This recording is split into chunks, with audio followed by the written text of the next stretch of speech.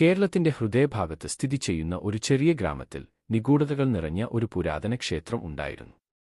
ഇരുണ്ട ആത്മാക്കളുടെയും വിശദീകരിക്കാനാവാത്ത സംഭവങ്ങളുടെയും കഥകൾ മന്ത്രിച്ചുകൊണ്ട് നാട്ടുകാർ അത് ഒഴിവാക്കി. 2409 ഒരു കൊടുങ്കാറ്റുള്ള രാത്രിയിൽ അന്ധവിശ്വാസങ്ങളെ നോക്കി ചിരിച്ചുകൊണ്ട് ഒരു കൂട്ടം സുഹൃത്തുക്കൾ ക്ഷേത്രം പര്യവേക്ഷണം ചെയ്യാൻ തീരുമാനിച്ചു. അവർ കൂടുതൽ ആഴത്തിലേക്ക് പോകുമ്പോൾ കാറ്റ് അലറി, വാതിലുകൾ അവരുടെ പിന്നിൽ അടഞ്ഞു.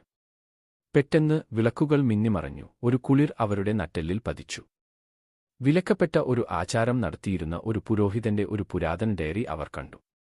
ഡയറിയിൽ ഒരു ഇരുണ്ട സാന്നിധ്യം വെളിപ്പെടുത്തി. അത് ഉണർന്നിരുന്നു, അത് വിശന്നു.